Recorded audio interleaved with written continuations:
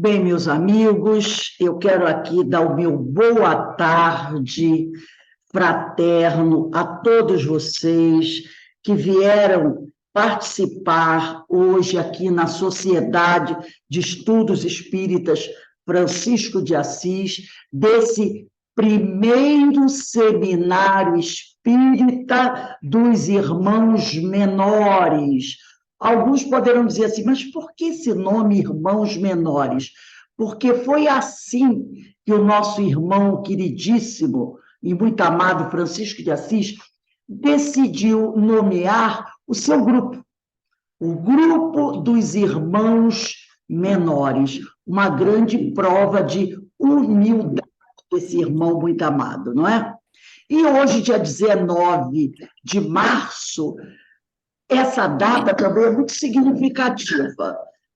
Primeiro porque foi nessa data, assim dizem os historiadores, dia 19 de março, que irmã Clara fugiu de casa para se reunir com Francisco e seus irmãos, fazendo parte também daquele grupo dos irmãos menores. Foi no dia 19 de março.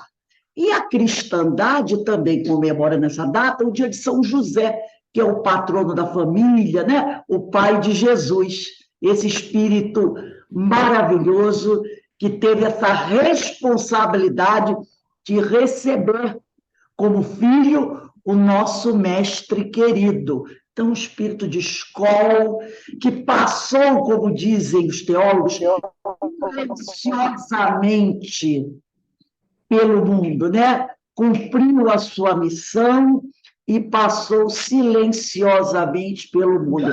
Então, a gente fica aqui, né, envolvido por essas energias desses espíritos muito amados. Então, e o nosso tema, o tema escolhido para o nosso primeiro seminário espírita dos irmãos menores é os mecanismos da violência e a lógica da paz. Um tema que, com certeza, o nosso irmão Vitor Hugo, que agora reside nos Estados Unidos, vai Victor Eduardo, né? Victor Eduardo, eu chamei Vitor Hugo porque é o nome do meu enteado, mas é Victor Eduardo, e vai fazer esse trabalho para nós, trazer essa reflexão desse tema tão importante, os mecanismos da violência e a lógica da paz. Mas antes de iniciarmos o nosso seminário, eu vou ler uma página desse livro, Vinha de Luz, de psicografia de Francisco Cândido Xavier pelo espírito de Emmanuel, no capítulo 65, que tem por título Cultiva a Paz. E diz assim o evangelista Lucas, no capítulo 10, versículo 6. E se ali houver algum filho da paz, repousará sobre ele a vossa paz. E se não, ela voltará para vós. E Emmanuel vai fazer a reflexão desse versículo de Lucas. Em verdade, há muitos desesperados na vida humana, mas quantos se apegam voluptuosamente à própria desesperação? Quantos revoltados fogem à luz da paciência? Quantos criminosos choram de dor por lhes ser impossível a consumação de novos delitos? Quantos tristes escapam voluntariamente às bênçãos da esperança? Para que um homem seja filho da paz, é imprescindível trabalhe intensamente no mundo íntimo, cessando as vozes da inadaptação à vontade divina e evitando as manifestações de desarmonia perante as leis eternas. Todos rogam a paz no planeta atormentado de horríveis discórdias, mas raros se fazem dignos dela. Exigem que a tranquilidade resida no mesmo apartamento onde mora o ódio, gratuito aos vizinhos. Reclamam que a esperança tome assento com a inconformação e rogam a fé lhes aprove a ociosidade no campo da necessária preparação espiritual. Para a esmagadora maioria dessas criaturas comodistas, a paz legítima é realização muito distante. Em todos os setores da vida, a preparação e o mérito devem anteceder o benefício. Ninguém atinge o bem-estar em Cristo sem esforço no bem, sem disciplina elevada de sentimentos, sem iluminação do raciocínio. Antes da sublime edificação, poderão registrar os mais belos discursos, vislumbrar as mais altas perspectivas do plano superior, conviver com os grandes apóstolos da causa da redenção, mas poderão igualmente viver longe da harmonia interior, que constitui a fonte divina inesgotável da verdadeira felicidade. Porque se o homem ouve a lição da paz cristã, sem o propósito firme de se lhe apessoar, é da própria recomendação do Senhor que esse bem celestial volte ao núcleo de origem, como intransferível conquista de cada um. Então, nesse momento, vamos aqui juntos elevar o nosso pensamento ao alto, agradecer a Deus, agradecer a Jesus, agradecer a Francisco de Assis, a Jesus Gonçalves e toda essa espiritualidade amiga que nos abençoe, que nos fortaleça, que nos auxilie nesse trabalho, que deve ser um trabalho incansável de cada um de nós, da busca da paz, da busca do equilíbrio, da busca do trabalho no bem, para que assim, Senhor, nós possamos definitivamente encontrar a rota que leva ao teu coração. Nesse momento em que nos reunimos aqui, nesta casa, a casa de Francisco de Assis, que é a casa de Jesus, realizando o primeiro seminário espírita dos irmãos menores, nós queremos muito agradecer, Senhor, a toda essa falange de espíritos abençoados que tanto tem nos auxiliado nessa reencarnação. Nós ainda somos, como diz o nosso irmão Manuel Filomeno de Miranda, espíritos calcetas, que possamos finalmente compreender que nós estamos aqui para trabalhar, para crescer e para amar. Amar os nossos semelhantes, como Jesus nos amou. E assim, Senhor, envolvidos por essas vibrações que caem do alto sobre cada um de nós, não importa onde nos encontremos, sobre nossos lares, sobre nossos parentes e amigos, sobre nossas casas espíritas. Queremos, ó Pai amado, muito amado, te agradecer por essa oportunidade dessa reencarnação, pela vida que nos destes e te rogar mais uma vez, que tenha misericórdia de cada um de nós. Abençoe-nos. E também pedimos, Senhor, por aqueles que não te conhecem, mas que sofrem muito. E assim, Senhor, também te pedimos que abençoe o nosso irmão Vitor Eduardo, que fará a palestra, o estudo da tarde de hoje, para que ele possa trazer a tua palavra, Senhor, para nos confortar, nos instruir e nos amparar em todos os momentos. Perdoe-nos, Pai, ainda a leviandade, mas nós estamos aqui procurando melhorar. E com certeza um dia estaremos em condições de nos aproximarmos de Ti. Aqui, agora, nesse momento, Senhor, reunido com esses amigos em vários pontos do nosso país, te pedimos, ó Pai, que nos permita darmos por iniciado o primeiro seminário espírita dos irmãos menores, com o amparo de Jesus, de Francisco e de todos esses espíritos muito amados, que com certeza estão aqui, Senhor, para te louvar mais uma vez. Graças a Deus, graças a Deus, graças a Deus. Meu irmão Vitor, mais uma vez, te agradeço pela oportunidade que você está nos concedendo de te ouvir nessa casa humilde, que é a casa de Francisco. Você tem até 16 horas e 50 minutos, não é, Denise? Que é o horário aí acertado para fazer a sua reflexão. Se precisar de mais um pouquinho, você nos avisa, tá bom? Que Deus continue a te abençoar e a tua família e o teu trabalho. A palavra está com você.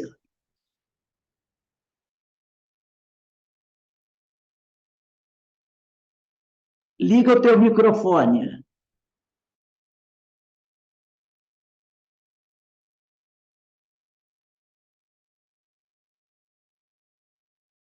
Nós não estamos te ouvindo.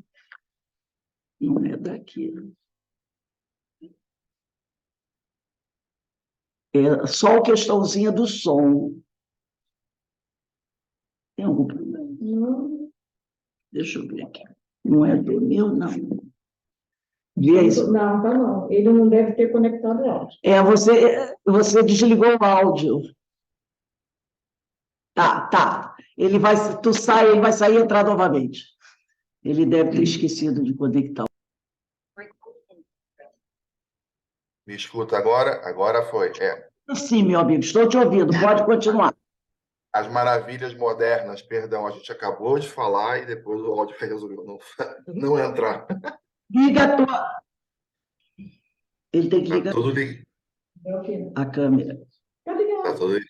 tá tudo ligadinho, tudo certinho. Eu vou compartilhar aqui a minha tela, né? Tá tudo certinho também aqui, viu? Tudo deu certo, só o áudio que deu essa emoção agora para começar. Mas me Maravilha. escutam. Estamos ouvindo sim, está tudo maravilha. Então, maravilhoso. Então, vamos lá.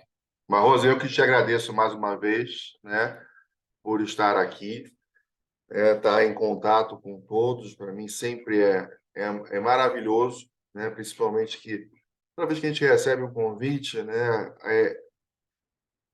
eu pelo menos já me entendo, né, entendo há um tempo, né, que o convite para falar de um tema é a necessidade que eu tenho.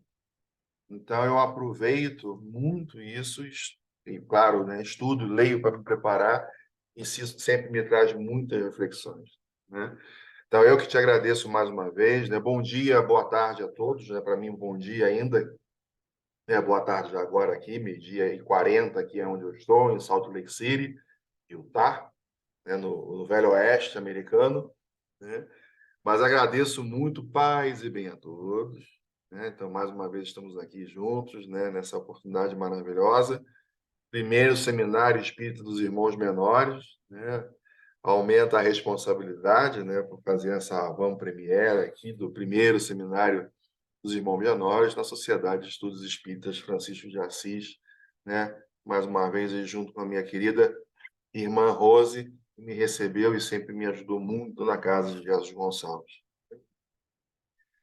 Bom, eu já compartilhei minha tela, espero que vocês estejam já vendo a minha tela, né, que é uma apresentação, só para não ficar apenas olhando para o meu rosto, para ficar mais bonita a imagem, né? Então, a gente tem nessa tela de fundo, que é a cidade de Assis, na Itália, onde o querido Francisco de Assis morou, embora ele andou muito nessa região linda da Umbria, na Itália.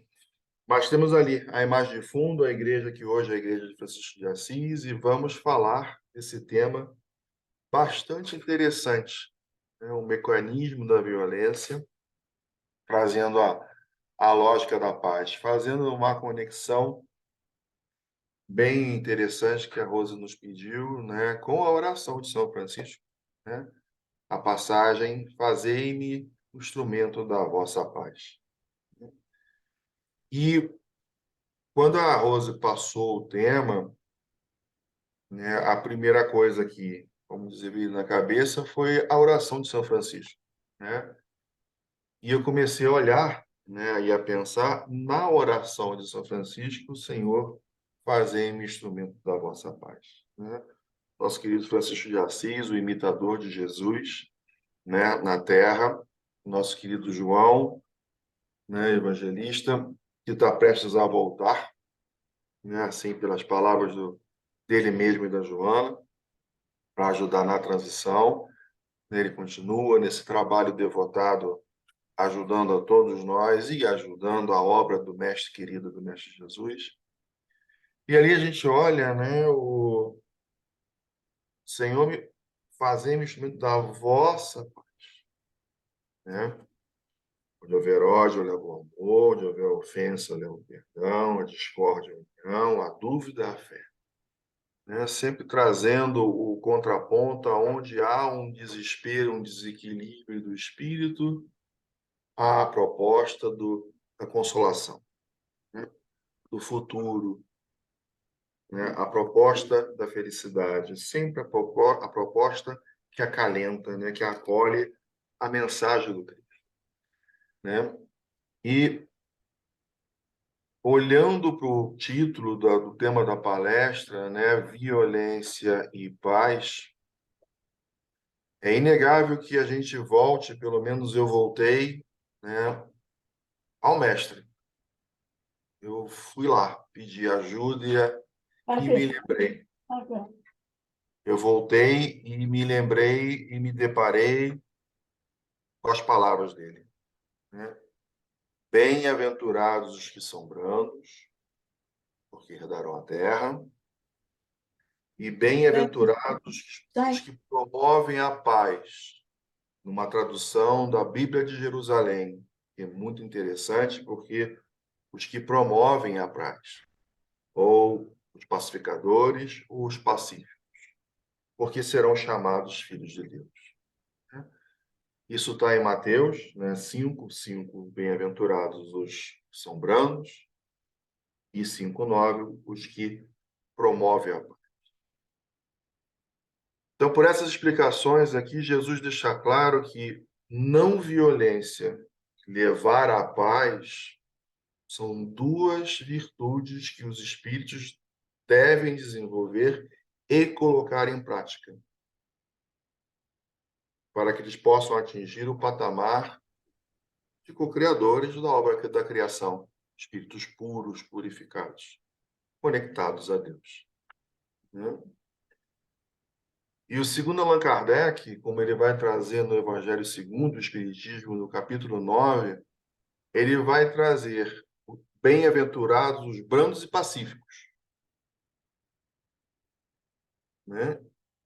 E o senhor Allan Kardec, ele trazendo pedagogicamente as duas ações juntas, né? Ele vai, na verdade, captar o ponto nevrálgico principal quando Jesus está no monte e ele fala as duas bem-aventuranças e ele dá sequência. Ele dá sequência justamente trazendo um mandamento, não matarás, um patamar fora da ação fato consumado. Jesus vai dar o sentido espiritual, ser não violento, promover a paz, mas trazendo que o não matarás não é apenas não mate, é justamente aquele que chama o seu irmão de louco, de raca, será também julgado, ou seja, estará sujeito à lei de ação e reação. Então, Jesus ali claramente, o senhor Allan Kardec percebe, é claro, com a lógica e a raciocínio dele, deixa isso muito claro no capítulo 9, que não ser violento é uma ação e levar a paz é uma outra ação. São duas atitudes distintas que caminham lado a lado. E precisam ser assim. E esse é um primeiro entendimento quando a gente vai falar da violência e da lógica da paz. São duas ações, né? Que, infelizmente, na história da nossa evolução, e a gente tem que entender a evolução desta raça que está aqui, né, da raça humana como ela está, né? Essa raça humana que está aqui há 6.000 anos, né? Esse grupo, essa coletividade que evolui na Terra há 6.000 anos, né? Conforme descrito no Velho Testamento, nos textos proféticos, na própria vinda de Jesus, na doutrina dos Espíritos. Essas duas ações são confundidas e interpretadas equivocadamente, egoisticamente. Então, ainda pensamos em levar a paz, por incrível que pareça, através da violência. Ainda temos a violência como solução para um problema. É nosso. E as consequências dessa atitude violenta seja por ignorância, algumas vezes, ignorância no sentido de ignorar a lei de Deus, né? Por renitência e não nos modificarmos, ou até mesmo o uso proposital, que é o pior caso, tem cobrado o seu preço na humanidade, sendo esse preço revelado, é óbvio, pela lei de ação e reação e a justiça das reencarnações, né? E não é que tenha faltado advertência com relação a ser brando e a ser pacífico. E essa não agir dessa forma, quais seriam as consequências que nós iríamos sofrer? Iríamos trazer à coletividade e que individualmente iríamos sofrer, né? Eu acho que dentro de todas as advertências dadas com relação a termos uma atitude branda e pacífica, contida nos textos e nas profecias, né, apocalípticas ou não, né, essas profecias, né, e nos ensinamentos e exemplos de Jesus, acima de tudo, Jesus nos ensinava em cada momento, em cada ato dele. Ele estava ensinando. Pedagogo nato, que usava cada exemplo do cotidiano para passar uma lição moral, uma lição de elevação moral. E o ato dele, a atitude dele sempre era uma aula. Sempre foi assim na sua vida, né? E talvez o momento mais marcante, pelo menos para mim, refletindo sobre a palestra, tenha sido o momento da prisão do próprio Cristo. Na passagem que está destacada em Mateus também, né? Mateus 26, 52, né? Aonde claramente ali Jesus mostra a Pedro como não agir e não pensar apenas numa resolução pontual para uma situação, né? E ele vai deixar claro para Pedro, justo ali naquele momento,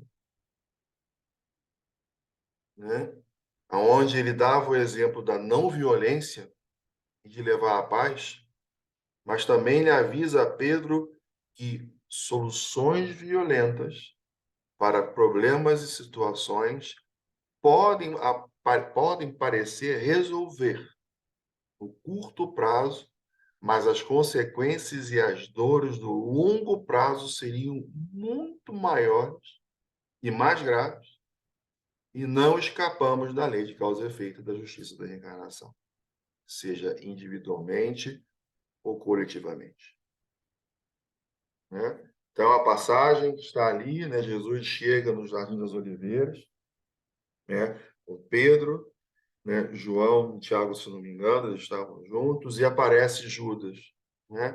Naquele momento, Judas beija Jesus, e Jesus vai dar o último aviso profético a Judas. O que trazes você aqui? A última chance a Judas para não fazer o que ele ia fazer, né? E ali, o beijo revelava quem era Jesus, e os guardas do sacerdote prendem Jesus. Automaticamente, Pedro saca, puxa uma espada e corta a orelha do soldado que ali estava. E Jesus, na mesma hora, ele fala: Pedro, embainha a tua espada, guarda a tua espada, porque, pois no seu lugar, pois todos os que pegam a espada, pela espada perecerão.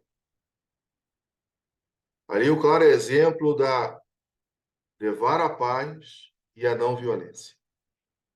Acalma todo mundo e não age violentamente. Jesus ali, ele não colocava de forma alguma nessa frase a lei de vingança. Quem com a espada fere, com a espada será ferido. Isso não é uma lei de vingança. A gente precisa entender isso de uma vez por todas, né? Não é uma lei de vingança. Jesus não estava falando do olho por olho, por dente por dente.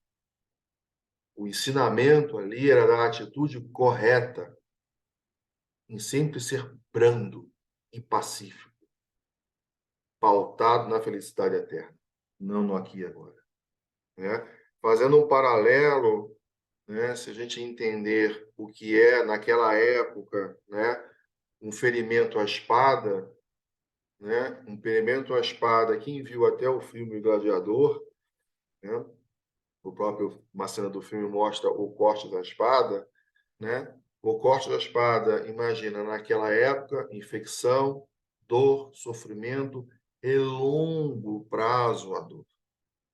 E lembrando, Jesus usava as situações para passar toda a reflexão espiritual.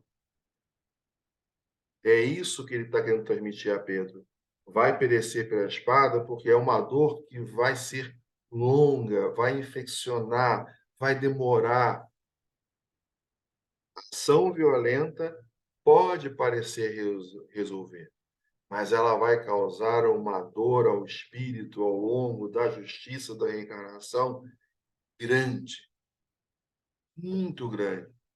Culpa, remorso, dor, até mesmo esse círculo vicioso de ficar um perseguindo o outro, porque não se tem perdão, a busca da paz. Então, essa, eu acho que para mim foi a passagem mais enigmática, que Jesus age não violentamente e promove a paz. Não podia ser diferente. Ele tinha falado no mundo. Não matarás, mas não é não matar, é o pensamento, o sentimento não pode ser cultivado. O que se quer do espírito purificado é que ele seja brando, não violento. E que ele, além de tudo, promova a paz. São duas ações. Mas ainda somos uma raça violenta, a raça humana como um todo, né? Intempestiva, imediatista, né? E para resolver uma situação, isso está escrito e avisado, né? E a gente é interessante porque a gente precisa conhecer a nossa própria história, né? A nossa história é como raça, né? Como ser humano, né? O propósito da vida, né? Por que estamos aqui? E a gente precisa, se algumas coisas ainda acontecem no mundo, é porque o problema não está ainda equacionado na origem dele. E a gente foi avisado da origem dele. A origem dele tem 6.000 anos, né? Aonde há 6.000 anos atrás optamos pelo reino dos homens. Todo esse grupamento que aqui está, de indivíduos, espíritos encarnados e desencarnados, a grande maioria deles, né? Há 6.000 anos atrás tomou uma decisão de optar pelo reino dos homens. Ali tomamos nós as rédeas da situação.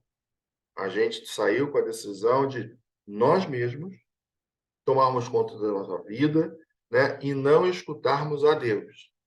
Essa história que a gente conhece, ela culminou, acabou, ou ela vai congruir para um assassinato. Um irmão mata um irmão. Caim mata Abel, Adão e Eva. Ali marcava justamente o início dos rebeldes de Capela que ficariam na terra, que não conseguiram ainda entender, mas ficariam com uma missão, divulgar o Deus único, e o povo da terra, os ignorantes, os ainda, todo mundo que ali estava. Essa simbologia do Velho Testamento, né, que mostra que quando a gente se afasta de Deus, né, ou que ainda estamos afastados de Deus, a gente vai atentar contra o nosso próximo, nosso irmão, seja em violência extrema, aonde você retira a oportunidade da reencarnação dada por Deus ao espírito, ou até mesmo para o nosso próprio usufruto. De uma maneira menor, mas não deixa de ser uma forma não pacífica, não violenta, não branda, de conquistar alguma coisa. E essa marcação da história, né, ela é importante para a gente entender esse mecanismo da violência, né? Então, a gente pode entender, né, vamos refrasear, né, que há um grupo de espíritos que ali se juntou.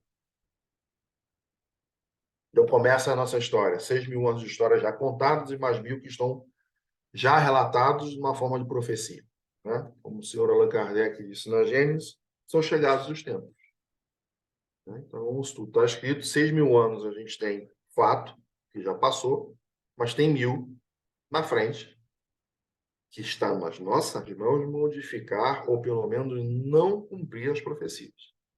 Nessa marcação da história, vamos dizer assim, vamos pegar aqui essa escolha feita, a gente pode entender que tem esse grupo, espíritos ignorantes, da lei, e junto com um grupo orgulhoso e temoso. E essa mistura desses povos todos deram os povos da Terra. Caminho da Luz, Emmanuel explica isso. E aí vamos entender, né, como é que isso tudo gera essa coletividade que hoje nos encontramos. Só para a gente não perder o que somos, né? Porque esse mecanismo é onde somos, né?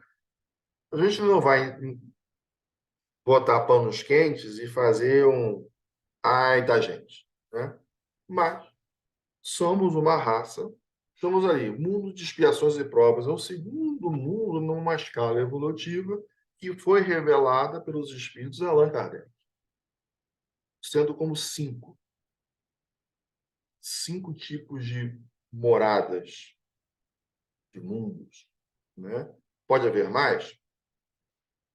Acho que pode, mas no momento, para nossa capacidade de entender, os espíritos revelaram sim.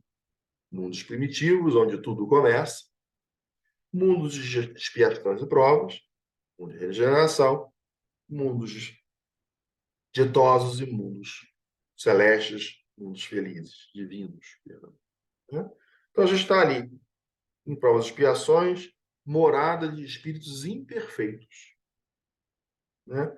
Bem próximo, muito mais próximos do primitivismo, do início, onde o princípio inteligente ainda habitou o vegetal, o animal, até ter o livre-arbítrio, até começar a tomar ações por si só, a desenvolver o raciocínio. Então, estamos muito mais próximos ali daquela origem. Então, temos muito mais ainda alguns instintos animalizados dentro de nós, do que ainda espíritos, instintos mais sofisticados ou trabalhados para o sentimento. Embora o instinto é necessário, a paixão é necessária, mas ainda temos um uso equivocado. Mas aí, esse é o ponto. Estamos ali no início, né? A Rosa até na prece inicial citou o nosso querido Filomeno Miranda, né? Que ele fala, somos calcetas. Sim, a gente é ainda criança espiritual, né? E às vezes aquela criança bastante ranzinza, bastante teimosa, né? Mas vamos lá, o que daqui a gente vai pegar? A gente vai pegar 2 pontos. Porque se a gente não entende a origem, né, ou quem somos, como somos, a gente não vai gerar ações para resolver o problema. A gente vai ficar preso no aqui e agora. E a gente precisa entender o que nos faz ser assim ainda violento e não pregar a paz. Ou pior, usar a violência para levar a paz, né? Então vamos lá. Mundos de expiações e provas é onde domina o mal. Espíritos imperfeitos são aqueles que têm a predominância da matéria e propensão ao mal. Então, a palavra mal ela vai aparecer 2 vezes. E, é claro, na nossa cabeça, o que é o mal? Né? Se ela apareceu 2 vezes, vamos entender. Mas vamos ampliar.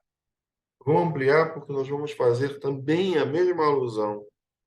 Aquilo que os Espíritos trouxeram para Allan Kardec, aquilo que o nosso Senhor Jesus nos trouxe. Né? O mal, conforme o ministro Sanzio vai falar para André Luiz, né? no Ação e Reação, ele vai dizer que é o seguinte, né? Eu vou ler as palavras do ministro Sanzio aqui no Ação e Reação, né? O bem, meu amigo, é o progresso e a felicidade, a segurança e a justiça para todos os nossos semelhantes e para todas as criaturas de nossa estrada, aos quais devemos empenhar as conveniências de nosso exclusivismo, mas sem qualquer constrangimento por parte de ordenações puramente humanas, que nos colocariam em falsa posição no serviço, o atuar de fora para dentro, gerando muitas vezes o nosso cosmo interior para o nosso prejuízo, a indisciplina e a revolta. O bem será desse modo, completa o ministro, a nossa decidida cooperação com a lei, a favor de todos, ainda mesmo que isso nos custe a renunciação mais completa, visto não ignoramos que, auxiliando a lei do Senhor e agindo de conformidade com ela, seremos por ela ajudados e sustentados no campo dos valores imperecíveis. E aqui é interessante que nesse dizer do ministro Sanzio, né, que eu li na íntegra aqui do Ação e Reação, né, a gente viver, vou voltar lá para a prisão de Jesus, né? Ali estava em jogo ele ir para a cruz. Então ele renuncia, ele vai, ele cumpre, ele carrega a cruz dele até o final, mas não abre mão de ser brando e promover a paz. Ele não abre mão de estar em consonância com a lei de Deus. O Cristo não abriu mão disso. Ele renuncia, ele cumpre aquilo que estava planejado e aquilo que se queria para ele, né? Justamente porque, né? O que é o mal nesse sentido? É querer felicidade, segurança, justiça somente para si. E aí o Espírito está fazendo, nós estamos expressando, externando egoísmo e vaidade. Aí através disso, externar, querer somente coisas para si, né, que assinalam a inferioridade do espírito. E aí a gente entende aonde estamos. Estamos no lugar certo para espíritos que ainda têm essa propensão ao mal, ou seja, de querer tudo para si, custe o que custar. Então, a gente ainda é uma raça que externa a tendência de ações inferiores, primitivas, que é o que a nossa história evolutiva tem demonstrado para nós, né? E se a gente vamos entrar mais um pouco nesse comportamento, né? A gente já falou até nesse slide, na mesma coisa, né? Eu achei interessante quando a gente falava da hegemonia de Jesus, né? Em dezembro, se não me falha a memória, né? Mas como a história é muito remota, ela se confunde com a história religiosa, né? Então, e a gente está falando, já que estamos aqui num fórum espírita, né? A gente não pode esquecer que essa história de 6.000 anos é a nossa história, né?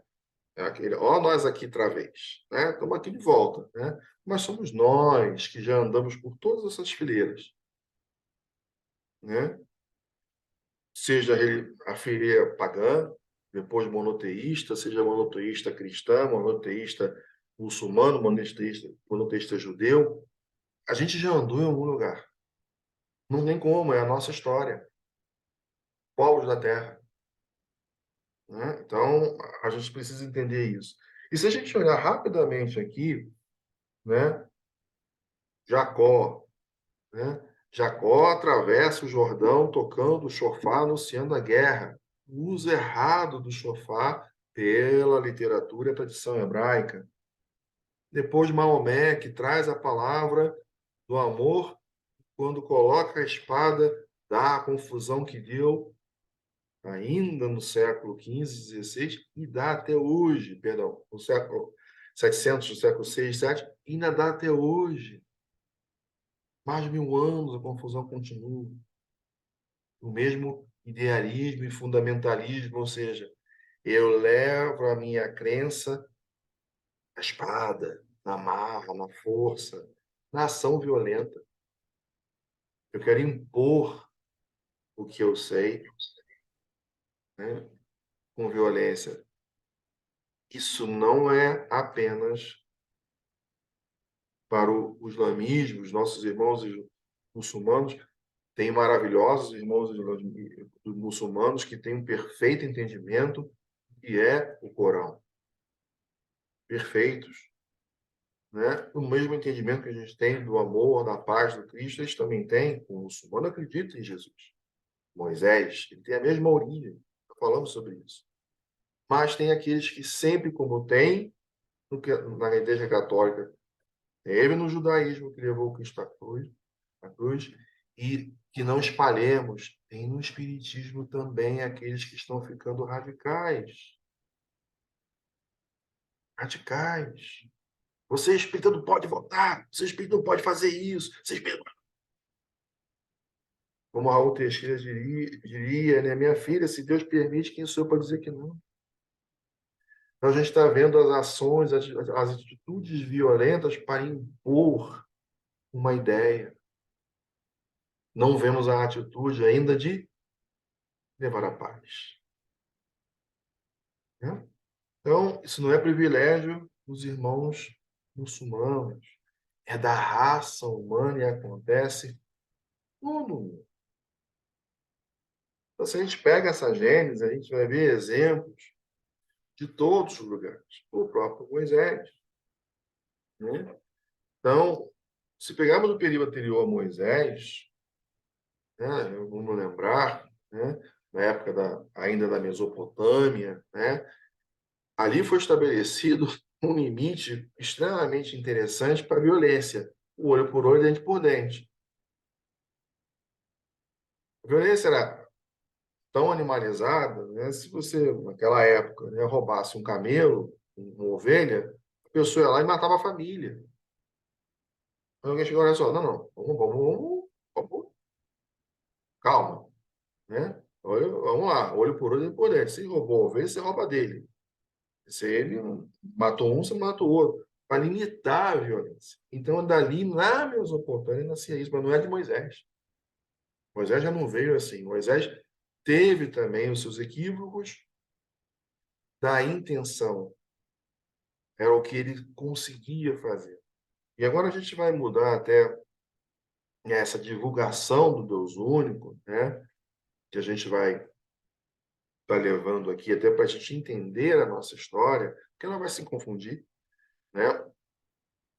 Então, a gente vai ter, né, nessa tocante a divulgação do Deus único, que está aqui no slide para a gente, né? A gente vai ter, vou mudar o slide aqui, né? A mente humana, ela é extremamente hábil em decifrar ensinamentos do Pai, né? Que todos os profetas trouxeram à Terra, em especial Jesus, a fim de dar vazão aos seus instintos animalizantes, sem a certeza ou sequer a noção da imortalidade. Isso foi trazido pelo Espírito Macário, né, na obra Perturbações Espirituais do Flamengo Miranda. O Macário ele foi martirizado, ele relata a história dele, e foi martirizado, né, como cristão. Né? Então, ele morreu justamente defendendo ou não negando o que ele acreditava, né? Que era justamente a doutrina, né, o Evangelho de Jesus. Né? Então, se a gente pega isso aqui, e aí vamos voltar um pouquinho aqui para a história, né? A gente tem aqui grande parte das guerras dos últimos milênios, né? Tiveram, tem alguma coisa de cunho religioso, né? Mais uma vez, é nessa linha do tempo, eu estou pegando aí a linha do tempo nossa, cristã, né? Já que somos espíritas, fiquei aqui na linha cristã, até para a gente entender alguma coisa as nossas atitudes equivocadas, como o Macário disse, a interpretação ao nosso favor, né? E a gente tem nomes interessantes, vultos na história, como Elias, João Batista. Elias, ele antes, na 900, ali está marcado, 950 a.C., ele tinha um trabalho muito forte contra aqueles que acreditavam em Baal, ou seja, eram politeístas. E ele ia convicto na fé dele de divulgar o Deus único. E, pasmem, Elias levava à morte isso, quem não acreditava em Deus. Quem acreditava em Baal sendo um politeísta. Ele tinha um grupo que matava. Elias. Mas qual era, o que ele tinha? As pessoas tinham que acreditar no Deus único, não podia existir adoradores de mais deuses. E isso foi a um extremo, né? Elias é João Batista. Volta para anunciar o Messias na terra. Ele anuncia o Messias como Elias e volta a ele para dizer que esse é o Filho de Deus, né? Há quem acredite que Allan Kardec é João Batista, encarnação de João Batista, né? Então, olha a evolução de um espírito, mas que tem na sua história levar a uma ideia a ferro e fogo, né? Não vamos tirar aqui todos os povos conquistadores, não estou desmerecendo ou tirando aqui assírios, babilônicos, macedônios, romanos, né? E aonde a história se confunde depois da queda de Roma, quem assume esse império romano, no sentido de poderio armamentício e político, infelizmente foi a Igreja Católica. A Igreja do Ocidente, a do Oriente separou e ficou com a sua base em Jerusalém. Depois a sua base em Roma, a história que a gente já conhece. Inquisição, Cruzada e por aí vai. A interpretação, como o Macário falou, a fim de dar vazão aos seus instintos animalizantes, sem a certeza ou sequer noção da imortalidade. É a nossa origem, mais próximo do animalizado, não colocando esse animal adormecendo e ainda preso à vaidade, o orgulho, o egoísmo, afastado completamente da lei de Deus ainda, e aí dá vazão a esse estilo animalizado, né? E a gente ainda focando aqui na linha do cristianismo, né, já que a nossa somos, né, espíritas cristãos, né, acreditamos no Cristo, né? A gente traçar um raciocínio, né, de ver a sucessão de acontecimentos que ficaram deixados na história, realizados por um povo ignorante e teimoso. Hoje é mais teimoso do que ignorante, um pouco teimoso, né? Os quais perduram até hoje, né? Não é privilégio dos espíritas, por favor, né? A gente vê exemplos de todos os lados do mundo. Isso tem uma explicação. Daqui a pouco eu entro nela. Mas mostrando uma maneira de agir animalizada para resolver situações, impor ideias, ou até mesmo modificar as situações. A gente ainda tem isso, né? Que os fatos ruins, né, que está acontecendo precisam ser modificados aqui e agora, custe o que custar. Mas os fins não justificam os meios. E é isso que a gente tem que tomar cuidado, né? E aqui nós vamos tomar como base, né, nós vamos entrar numa análise bastante interessante, né? Mais interessante que o tema em si, ou tão interessante quanto, né? Se a gente conhecer o tema. Mas a gente vai te falar de, né? Aqui eu já falei, os meios equivocados para disseminar um propósito, o exemplo de Elias, né? Mas vamos entrar aqui no Sr. Allan Kardec. O Sr. Allan Kardec, ele vai trazer, dentro do Livro dos Espíritos, uma parte chamada a guerra. Guerra, se não me engano, não guerra, a guerra. O Sr. Allan Kardec, ele percebe E ele vai fazer duas perguntas, da 742 a 745, ele vai fazer perguntas intrigantes. Então, se a gente pegar essa linha do tempo que a gente está discorrendo, só para fazer um raciocínio e levar justamente Allan Kardec, né, trazer ali, ele vai fazer duas perguntas. Ele vê essa história do mundo, guerra sobre guerra, Inquisição, cruzada, muçulmano, Carlos Magno, é só guerra. E rei e religião junto. Vamos lembrar que até o século XVIII não existia Estado laico. Religião e rei era tudo igual. Tinha algumas quebras no caminho aí com a Inglaterra, com Martinho Lutero, mas religião e rei era tudo igual. Napoleão, na sua missão, ele faz o Estado laico.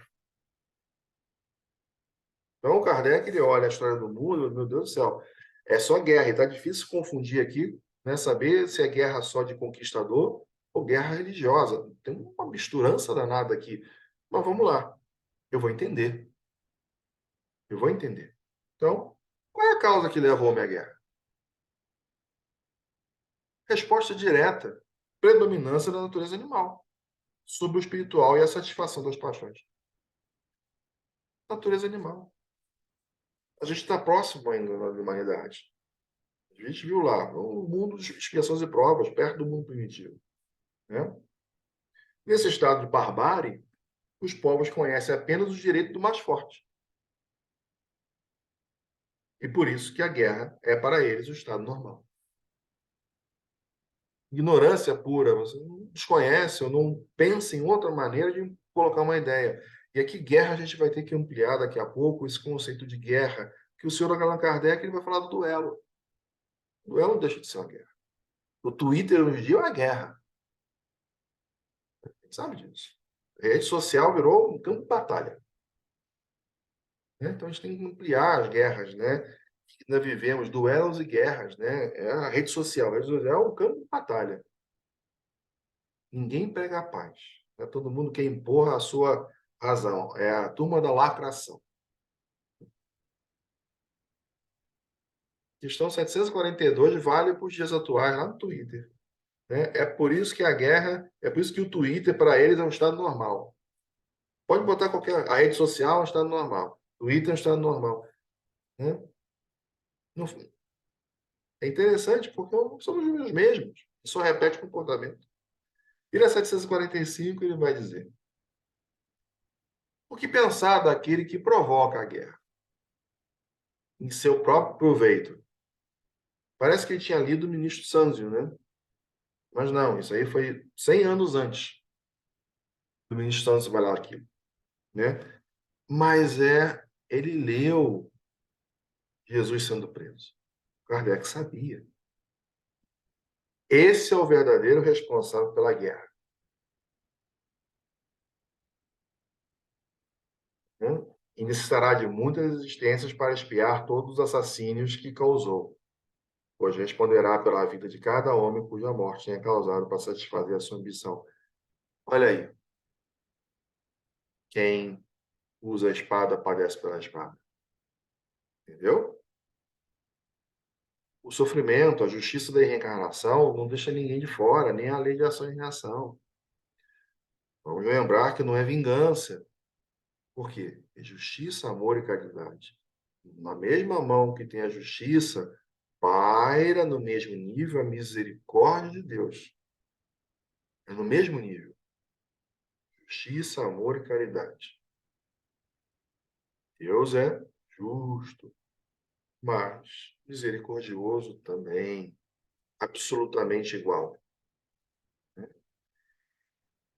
E o senhor Allan Kardec vai fazer uma pergunta interessantíssima. Né? Dentro desses processos todos, né? Que a gente não pode se equivocar de hipótese alguma com essas duas perguntas. Tá? Allan Kardec ele é preciso. Qual o objetivo da providência ao tornar a guerra necessária? É quase uma afirmação e os espíritos não rebatem. Eles respondem: a liberdade e o progresso. Opa! Então a providência divina entende que é necessária a guerra? Sim, para a liberdade e o progresso. A do para a gente não se equivocar com isso. Tá? E o Kardec pergunta, eu estou invertendo de propósito, porque a gente não pode errar essa interpretação. Tá? Foi proposital o que eu fiz aqui. A guerra desaparecerá um dia da face da Terra? Sim, quando os homens compreenderem a justiça e praticarem a lei de Deus. Então, todos os povos serão irmãos. A gente tem que tomar cuidado com uma coisa, as leis de Deus são todas equilibradas. O progresso, lei de destruição, lei do progresso, lei da sociedade, todas elas entram em equilíbrio. Se eu pegar o ensinamento de Jesus e ver, opa, eu estou num conflito, mas eu tenho uma outra maneira que é pregando a paz e não sendo violento, a guerra acaba. Mas o progresso tem que continuar.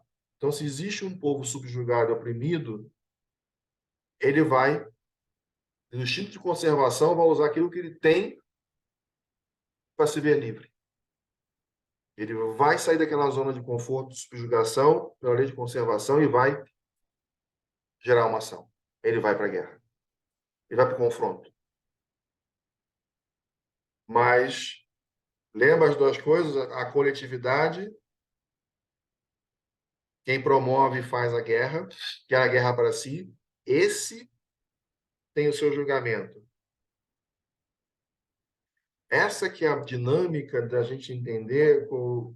Primeiro, a nossa ação vai levar a gente ainda, se pressionado, subjugado, a um instinto de conservação. Vai, vai reagir.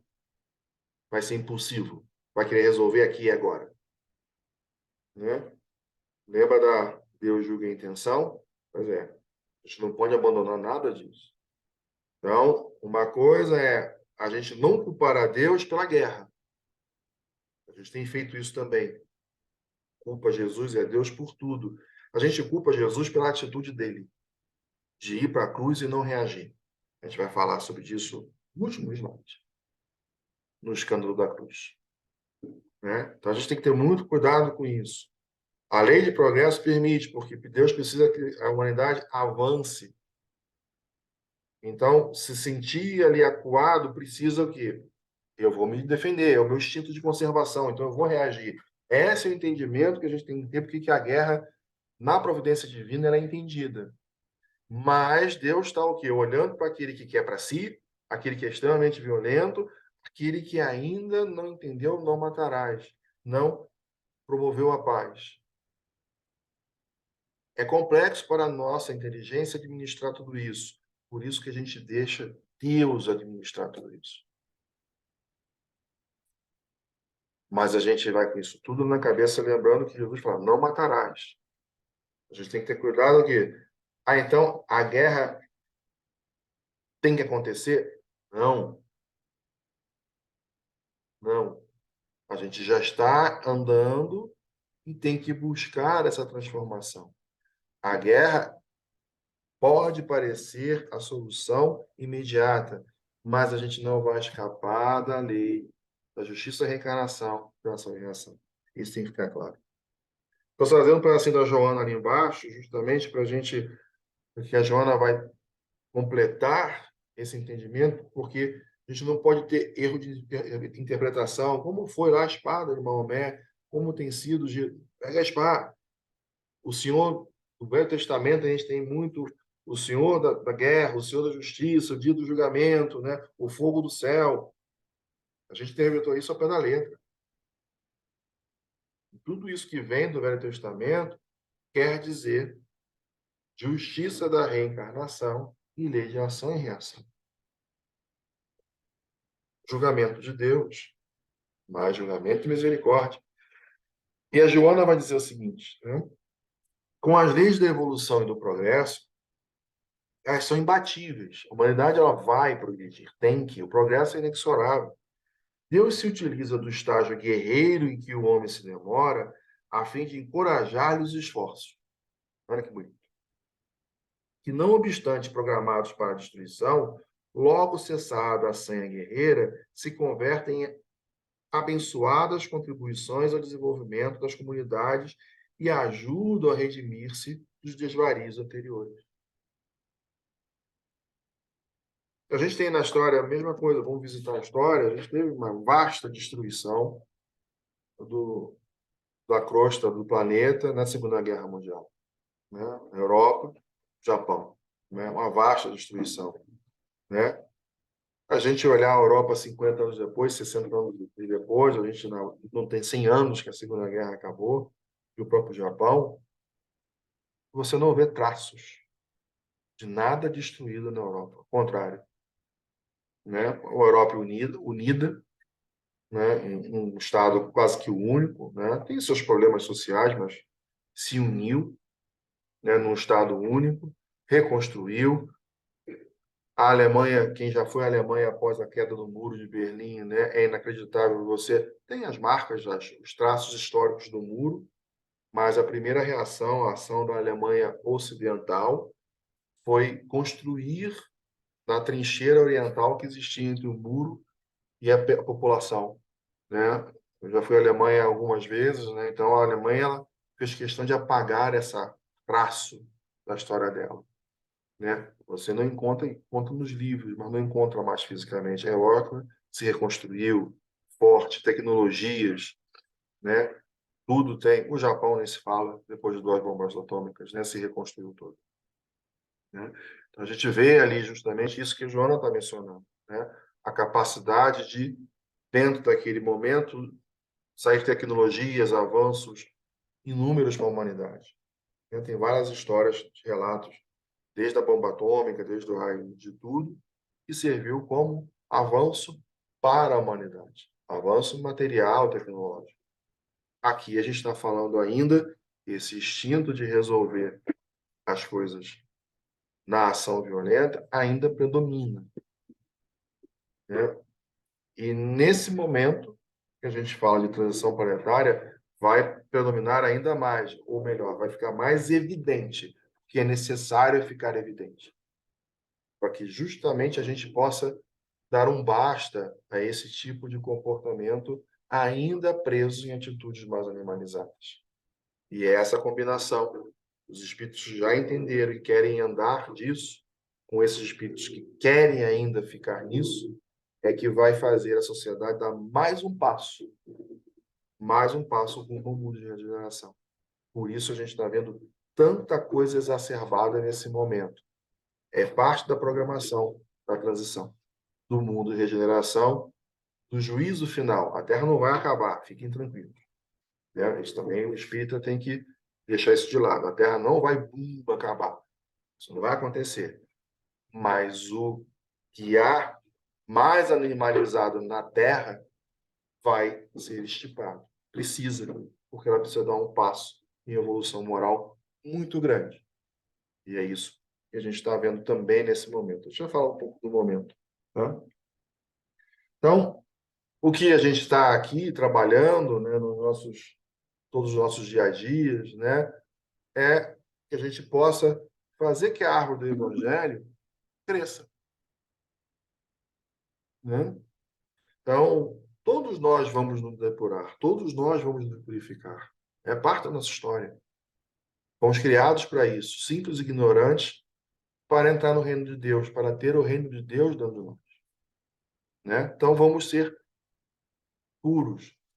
Para sermos puros, precisamos nos purificar, ou seja, tirar de nós toda essa natureza que ainda é animalizada e colocar em ação o desenvolvimento dos valores humanos, aquilo que precisa dar fruto. Antes de dar fruto, precisa dar flor, né? Então a gente precisa continuar essa purificação desses instintos animalizados, usados equivocadamente, e vou colocar em cultivo para florescer os valores humanos, né? Fazer crescer essa flor, esse fruto, na árvore do Evangelho que está em nós. A árvore do Evangelho, nosso Senhor Jesus, né? E um guru indiano, ele já faleceu, ele já desencarnou em 2011, se não me falha a memória, né? O Sat Sai Baba, né? Satia Sai Baba, ele traz uma, uma explicação de valores humanos, né? Desenvolver valores humanos, né?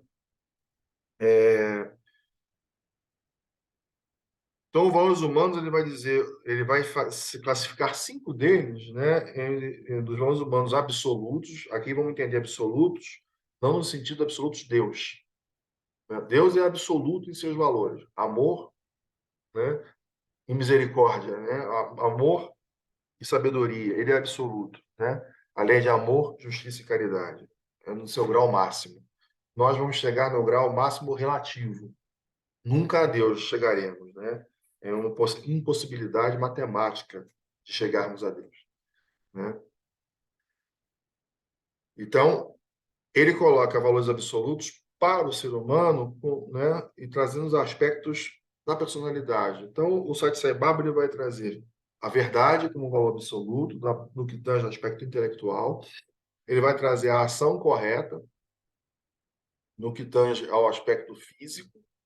Vai trazer o amor como um valor absoluto do ser humano no seu aspecto psíquico e vai trazer a paz como no aspecto mental, né? A paz como sendo é a base da felicidade humana. Somente a espécie humana pode domar as paixões e tendências inferiores, né?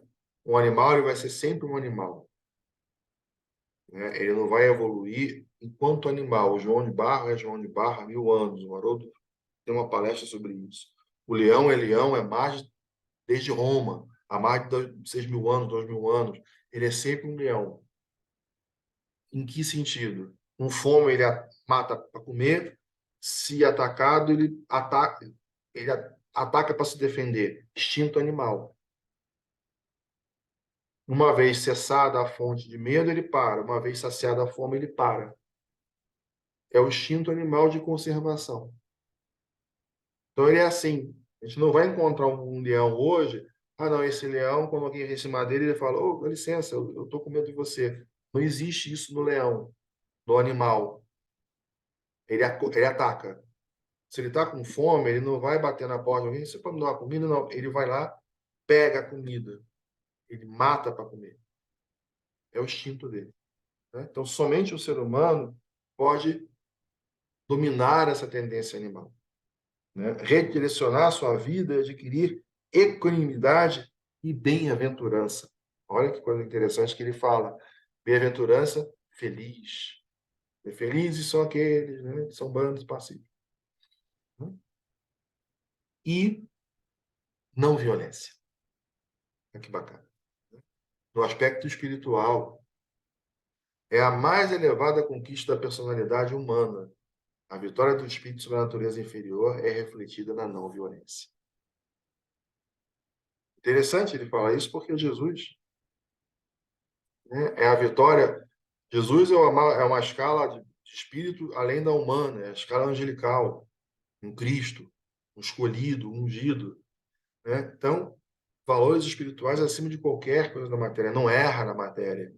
Então, naquele momento ali, mais uma vez, ele vai sendo levado para a cruz, para Pedro, pega a paz, não, uma ação violenta e cumpre, renuncia a si mesmo. Isso é muito interessante porque os valores humanos são fundamentos morais e espirituais na consciência humana, né? A gente não consegue encontrar propósito na vida sem esses valores. Essa é a lógica, vamos dizer assim, da paz, se a gente for falar, né? Então, essa vivência desses valores vai alicerçar o nosso caráter, né? Vai moldar o nosso espírito e reflete na conduta com uma conquista espiritual que cada reencarnação vai nos trazer. Cada reencarnação que a gente consegue colocar um cadinho disso em prática vai montando o arcabouço individual do nosso espírito. Em rumo ao quê? A ser um bem-aventurado, branco, pacífico, né? Então, esse dinamismo da nossa história, os valores permanecem inalteráveis. Esses valores são inalteráveis, né? É a nossa herança divina, está dentro de nós, né? E a gente vai sempre apontar na direção do autoconhecimento, sempre, né? Então, se a gente fala de paz, né, é tirar essa desordem interior, né, criada pelas emoções. A gente também não tem a paz de espírito, né? A gente está atribulado, dia a dia, medo, pânico, revolta. Então, a gente perde a nossa paz interna. Então, a gente tem esses pensamentos incessantes, né? Muito de desejo. Então, a gente precisa disciplinar o nosso pensamento, disciplinar o nosso espírito. Paz é disciplina. Paz é uma disciplina, né? É o espírito ficar ordenado. Aí ele consegue, nessa disciplina de pensamentos, de atitudes, a paz interior. Então, não só levar a paz como externa, mas precisamos ter a paz interior, o equilíbrio. E o mundo atual é um mundo desequilibrado, né? Então, a gente precisa também ter esse mecanismo da paz interior, buscar isso, né? Como uma saúde do espírito, né? Então, a gente precisa isso. E se a gente for falar, né, da violência, da atitude, a cólera causa, né? Todo mundo já ficou nervoso, já ficou irritado com a situação. E depois fica o quê? Coração agitado, fica com falta de ar. Por mais que você tenha razão, a irritabilidade, essa ação violenta vai causar depois prejuízos ao equilíbrio do espírito. E a gente sabe que o corpo vai se bombardear, o corpo vai mudar a química, vai sofrer, o perispírito vai passar para o espírito desequilibra. O espírito desequilibrado, se ele não consegue equilibrar, vai para o perispírito, volta para o corpo, e aí se instalam as doenças mais graves, né? Então, a ação não violenta, né? A atitude não violenta e a paz, também no sentido de paz interior, ajuda a nossa saúde, a saúde espiritual, a saúde do, né? Mas estamos num meio ainda extremamente conturbado, né? E essa definição, na verdade, de violência, né? Vamos falar da atualidade, né? Da sociedade, né? Por incrível que pareça. Vamos lá. Né? Violência é a ação ou efeito de empregar força física ou intimidação moral.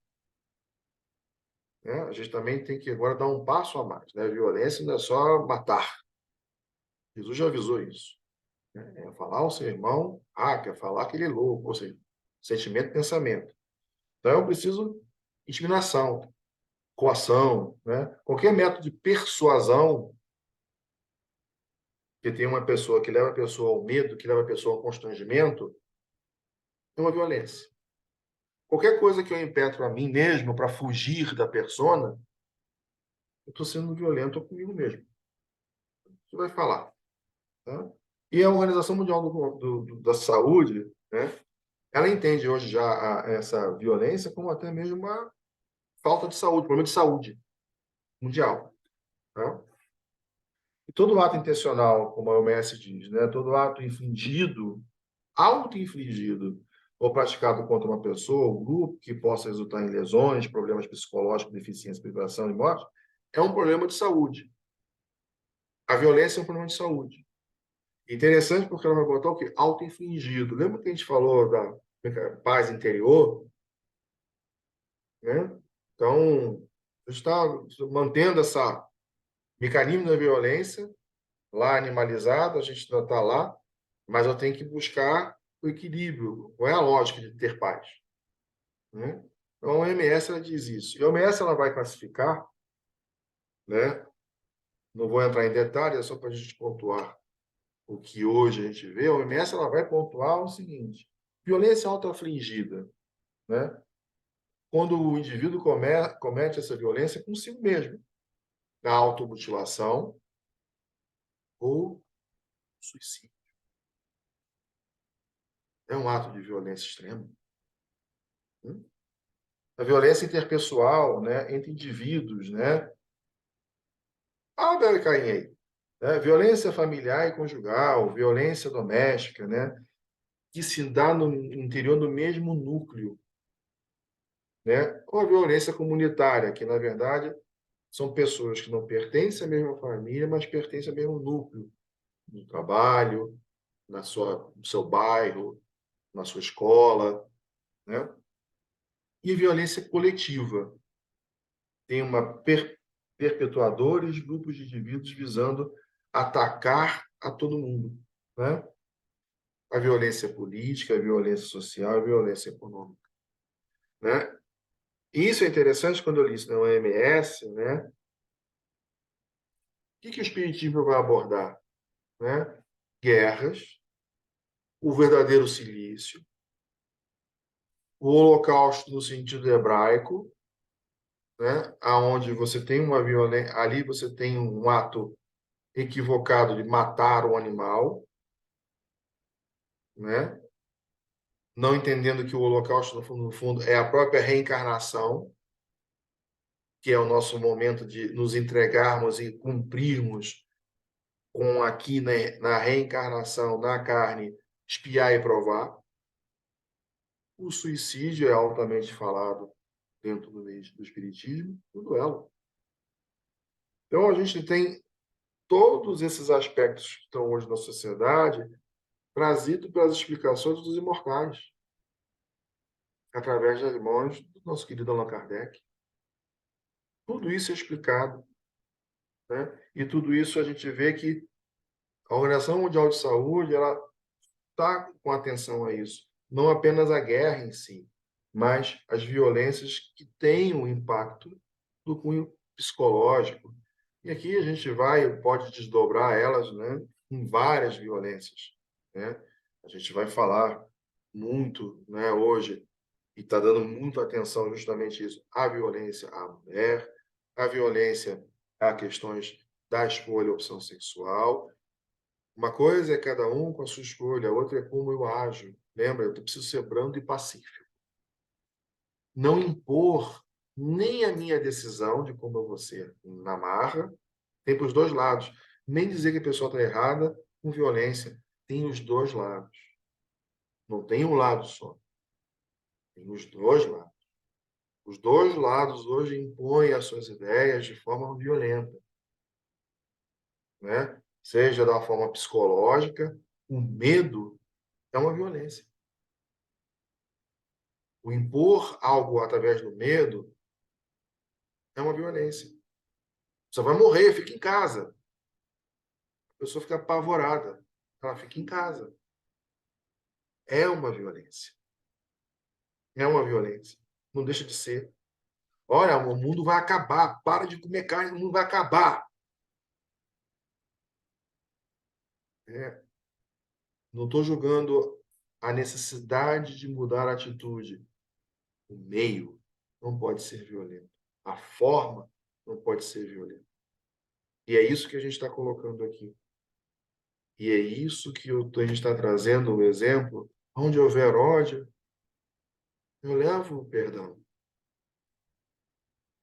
né? Eu preciso levar a paz, eu sou um pacificador, né? E a minha atitude é sempre não violenta, além de ser um pacificador, né?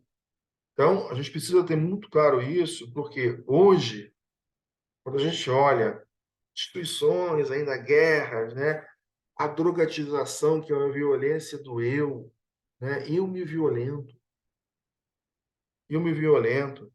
né? A violência política, né? Do eu quero mais para mim, mais para mim, mais para mim, mais para mim, mais para mim, que acaba levando milhões à fome, à falta de um equilíbrio, de uma oportunidade.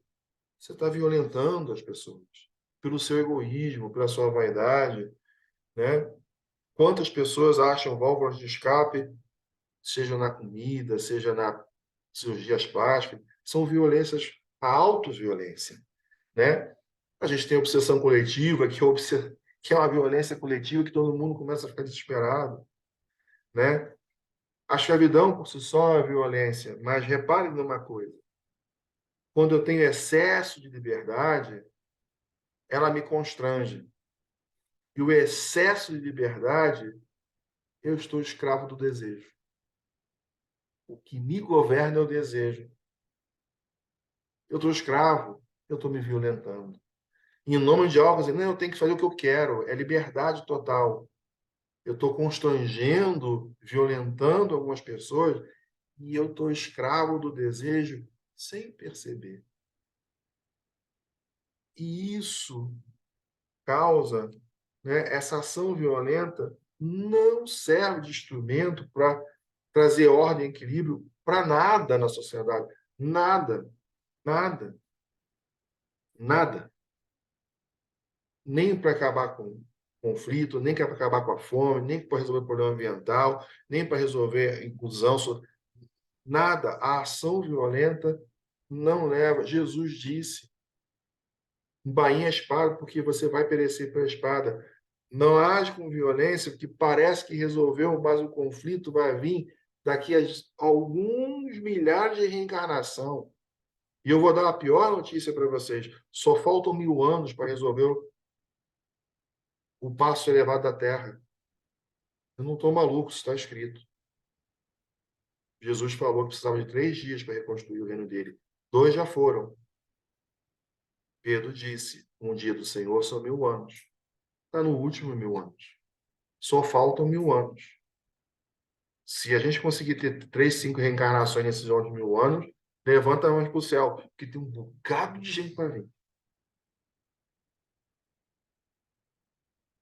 E cada um mais perturbado que o outro. Por quê? Manuel Filomeno de Miranda no rumo do mundo de geração. São turbulentos os dias da atualidade em que, genericamente falando, vem desaparecendo o sentido existencial, senão as contínuas cargas de pessimismo e violência comprometidas com a destruição do ser integral e pleno em pensamento e atitude. Atitude, vamos fazer o paralelo com o nosso estudo do dia, bando e pacífico. Filomeno Miranda, o último livro agora publicado pelo nosso querido Divaldo, que está aqui conosco ainda, nos ajudando a entender, né? Fazendo esse sacrifício dele, essa renúncia dele, né? Para trazer ainda os esclarecimentos de Filomeno Miranda, né? Então, a gente tem né, nesse mundo quantas atitudes infelizes, né, que se tomam acreditando-se coroado de razões, né? E sendo inspirado por forças deletérias de seres que se comprazem em gerar conflitos e que se beneficiam, né? Quantas atitudes são, né? Quantas atitudes são. E o codificador tem uma passagem das visitas que ele fazia, né, às casas espíritas da Europa, que ele já identificava o conflito dentro da casa espírita. Tá? Já tinha lá. Hoje não tem, né? Mas lá tinha. Vamos falar só de lá, né? Mas ele disse uma coisa muito interessante. Olha a cabeça do codificador, o que era o codificador, quem era o codificador, né? Numa das suas viagens, né, à casa espírita, que ele relata o seguinte, né? Se entre vós houver dissidências, causas de antagonismo, se os grupos que devem tornar todos marchar para o objetivo comum estiverem divididos, eu lamento, sem me preocupar com as causas. Ele não estava julgando o mérito. Ele estava falando, por exemplo, eu lamento que vocês tenham dissidências, tenham bate-boca, eu lamento isso. Tá? E sem examinar quem cometeu o primeiro erro. Sair daquele círculo da vingança ali, né? E me coloco sem vacilar do lado daquele que tiver mais caridade. Estando errado ou certo.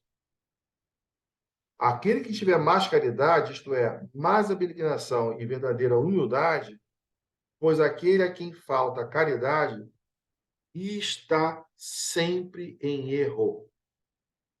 Não importa que esteja coberto de razão. Ainda que coberto de algum tipo de razão. porquanto Deus maldiz a quem diz a seu irmão raca. Isso está nos relatos de Allan Kardec viajando pelas casas espíritas. Claro, objetivo e direto. Não importa se está com razão ou não. Aquele que está sem agir com caridade é o que está errado. Mensagem mais clara do que isso, impossível. Mas há uma mensagem muito mais clara que eu queria trazer para a gente encerrar, né, o dia de hoje, né? Depois abrir se a Rose quiser para perguntas, né? Mas uma mensagem que eu acho maravilhosa, né? Que está no Reformador, que é chamado O Escândalo da Cruz, né? Eu não vou ler ela na íntegra aqui, até que eu acho que eu já tenho quase ela toda memorizada, né? De tão impactante que ela foi e ela é, né? Mas eu me lembrei uma vez, eu estava assistindo uma palestra do Haroldo, né? E ele vai mencionar justamente uma passagem de Gandhi, né? Que Gandhi é empurrado por um soldado, né? Jogado no chão. O soldado olha para ele e fala: covarde, como é que você pode ser tão covarde assim? Quem te ensinou a ser covarde dessa maneira? Você não luta por nada. E o Gandhi olha para ele: quem me ensinou a ser covarde assim, essa pessoa está no crucifixo que você está usando. E o soldado cai de chorar. E quando a gente lê essa mensagem do Escândalo da Cruz, eu vou puxar um pouquinho aqui, né? É, a gente tem mais uma vez ali em Jesus, né? Que é o nosso grande modelo e guia, né? É ele que a gente tem que se apegar, né, nessas horas, né? Para entender tudo isso que está acontecendo conosco, né? Mas você tem ali um exemplo de justamente de Jesus é levado para a cruz, né? Naquele momento aonde ele está já apanhou, né? Ele já está praticamente seminu, né? E, e ali, como diz Emmanuel, né? Ele vai ser angustiado e identificava a maioria dos semblantes, né? Que ali estavam olhando ele na cruz, né? Então, ali comprimiam-se pessoas da cidade que lhe conheciam a missão divina. Estou lendo a mensagem. Mas além de, mas além, acotovelavam-se romanos, aos quais socorrera, generoso, o romeiro de regiões diversas, que deviam favores e benefícios. Quase todos haviam comparecido à festividade de sua entrada triunfal em Jerusalém. Comentando-lhe o feito na ressurreição de Lázaro, ou recordando-lhe entusiasmadamente a virtude, a cooperação, o ânimo e o serviço. Não haviam decorrido muitas horas e as mesmas bocas ridicularizavam sem piedade. Por que não reagira em receber a ordem de prisão? Não seria razoável a fuga dos discípulos diante da sua tolerância em frente aos sequazes dos sacerdotes? Não salvar a tantos, por que não remediar a si mesmo? Ensinar a resistência ao crime e às tentações, por que se entregava assim como desordeiro vulgar? Não seria vergonha atender a missionário como aquele incapaz de qualquer reação? Entretanto, um dia indignara-se no templo perante os mercadores infiéis. Que razões o moviam a não recorrer à justiça do mundo? Justiça do mundo. Contrariamente a toda expectativa, aceitar a prisão sem resistência. Deixou conduzir como criança pela pior companhia, submeteu aos açoutes e bofetadas. Deixou-se vestir de uma túnica escandalosa. Ele, que era simples e sóbrio por excelência, nem reclamou contra os espinhos em que lhe coroaram a fronte. Aceitou a cruz, como se merecesse, e por fim o ridículo supremo. Não se revoltou quando exibiram no madeiro seminu sobre os apupos e gargalhadas. Jesus ouvia as opiniões que se entrecostavam, guardando silêncio. Onde estaria o evangelho se reagisse? Para onde enviaria os seguidores se sua palavra se abrisse no coração a sede de vingança? Que seria no reino de Deus se pretendesse um reino dominador na terra? Onde colocaria a justiça do Pai se também duelasse com a justiça dos homens?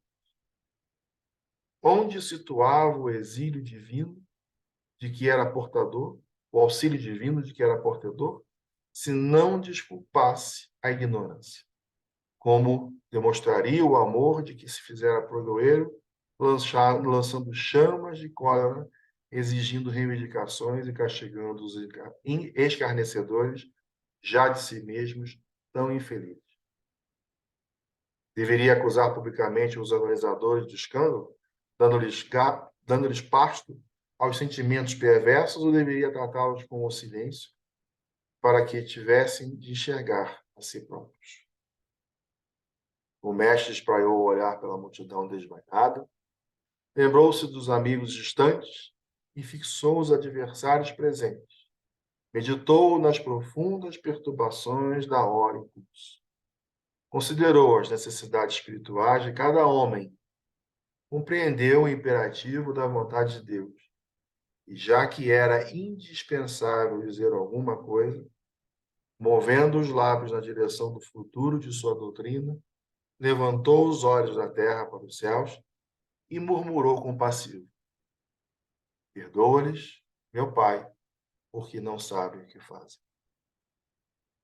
E, meus queridos amigos, pasmem, muitos de nós, ainda desencarnados ou encarnados inconscientemente, culpamos Jesus por essa atitude pacificadora e branda. E estamos nós sofrendo por causa disso. Rose, mais uma vez, obrigado. E fique aqui as reflexões para todos, né, nas obras de Kardec, nas obras complementares de Filomena Miranda e Luiz. Busquem a informação, porque ela está lá, né?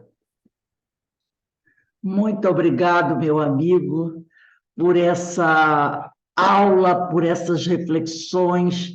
Foi realmente um banho de luz e de amor para todos nós. Realmente, eu estou emocionada, porque quando fala de Francisco, quando fala de Jesus, para mim é uma coisa muito profunda e toca demais o meu coração. Eu gostaria de perguntar a alguns de vocês, alguém gostaria de fazer alguma pergunta? Lurdinha, que eu sei que está aí com o Francisquinho das costas.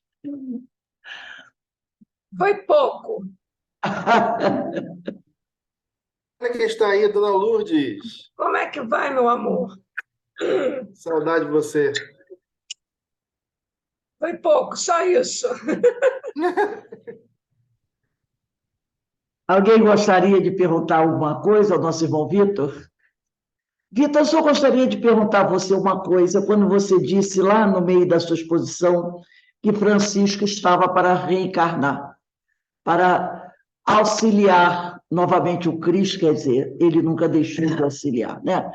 Mas vindo à Terra para auxiliar o Cristo nesse trabalho de pacificação. Você poderia falar um pouquinho, que o nosso horário até já está avançado, mas eu queria que você tocasse um pouquinho nesse assunto, antes de nós encerrarmos. Toca.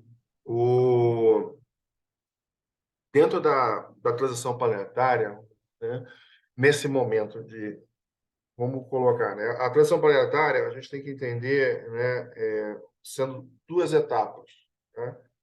Isso está em Isaías, né? Então, a primeira etapa, aquilo que os textos chamaram de a Terra vai ser dizimada. E depois a segunda etapa é justamente a regeneração da Terra, né? Então a gente está na primeira etapa, que é o julgamento, né? É a separação do joio do trigo. Então está se fazendo para isso acontecer, o mal precisa ficar evidente. Então, é o que a gente vive hoje, né? E para que o mal fique evidente, você tem que ter a bondade evidente também, mas a bondade, vamos dizer, plena.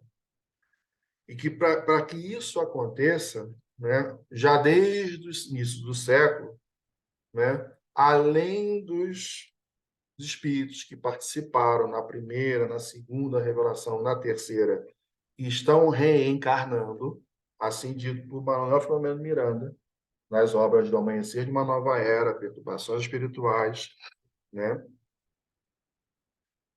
Também estão vindo para cá espíritos do planeta Alcione, né? Eles estão vindo, já estão reencarnados, né? Que é um mundo ditoso. Então, eles estão vindo justamente. O Manuel Filomeno de Miranda escreve isso com detalhes no Amanhecer de uma Nova Era, né? Então, eles vieram, eles são muito ditosos, então, eles têm uma outra maneira de agir. Eles estudaram a Terra, aceitaram o convite e estão reencarnando na Terra para serem os exemplos, junto com os espíritos que já estão aqui atuando com Cristo na primeira, segunda e terceira revelação. No comando dessa equipe espiritual, Joana e Filomeno Miranda vão continuar. Francisco de Assis vai voltar. Justamente, ele está no comando disso tudo, né, dessa reencarnação dos convidados de Alcione, no auxílio ao dia a dia de casas espíritas, do mundo cotidiano. Ele está nesse comando e ele vai vir, ele em pessoa, em carne e osso, né, para ser ele também mais um exemplo de o que era o bem, o que é ser brando e pacífico, o que é ser fiel a Deus, junto com todos esses espíritos que se prontificaram agora, nesse momento, que é o momento da devastação da terra, da separação do joio do trigo, mas que a misericórdia de Deus manda a todos esses benfeitores o aviso. Se você ainda não entendeu, ignorante, olha esses espíritos que são claramente bons. São espíritos bons. Eles não são imperfeitos, eles são bons. Alguns, puros, são bons.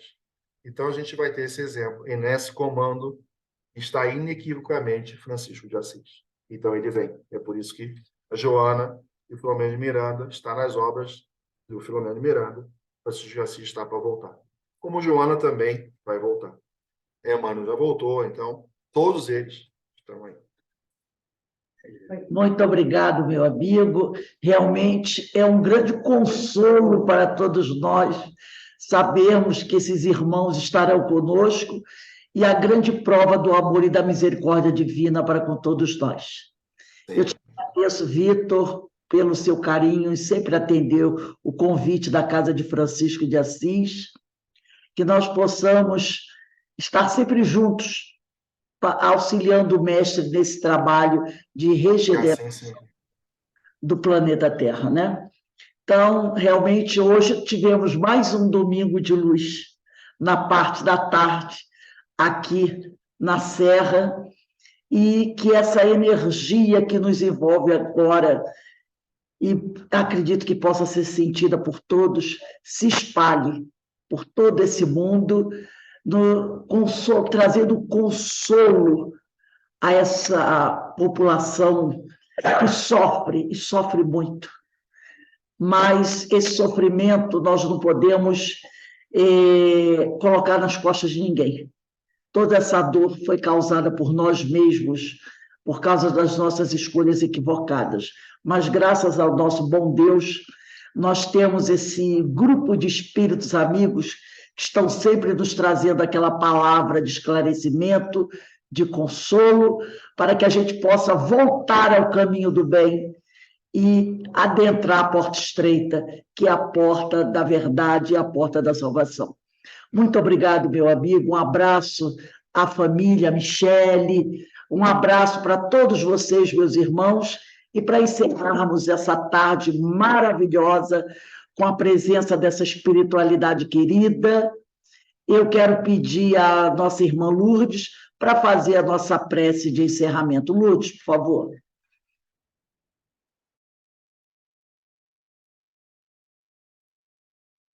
Queridos irmãos, queridas irmãs, encarnados e desencarnados, em particular a ti, Francisquinho, o nosso coração, ele vibra com a tua presença. Quando falamos o teu nome, já sentimos algo diferente. Você mesmo nos ensinou, querido amigo, para a gente pregar o Evangelho. Se precisar, use palavras. Então, o que você está nos dizendo é que a gente tem que fazer a pregação desse Evangelho com as nossas atitudes, o nosso pensamento, o nosso sentimento. Foi uma tarde de luz, foi uma tarde de grandes sentimentos, de amor, de não violência e de paz. Elevando o nosso pensamento a Deus, o nosso Pai, a Jesus, o nosso Mestre, e a ti, querido amigo, damos por encerrada essa tarde de luz, na graça de Deus. Graças a Deus. Bem, meus irmãos, eu quero deixar aqui, ó, um coração, um beijo no coração de vocês, Michele, Vitor, Denise, Coraçãozinhos coreanos. Coreanos. Ana, ó, um beijo e mais uma vez Amo vocês. a todos vocês, queridos amigos, e nós somos, sim, um grande exército hoje, mas o exército do amor, e somos aqueles soldados que estão depondo as armas e buscando agora a paz, o armistício. O comandante é Francisco de Assis, Josi. É ele que está no comando. Então, que nós possamos continuar caminhando, marchando em direção à luz, porque nós somos merecedores dela. E assim, meus irmãos, nós nos aproximaremos do Senhor, porque essa é a missão que Ele nos confiou. Crescer, progredir, para um dia nos aproximarmos dele. Ó, meus irmãos. Beijo, Obrigada, bom domingo a todos, boa obrigada. semana, Bom Lutinha. Abençoe a todos. Ótima semana. Fiquem com Deus, que o Senhor nos abençoe. Tchau, Rose. Tchau. Beijão. Tchau, Vitor. Tchau Tchau. a todos vocês, meus irmãos. Graças a Deus, graças. Paz e bem. Paz e bem sempre.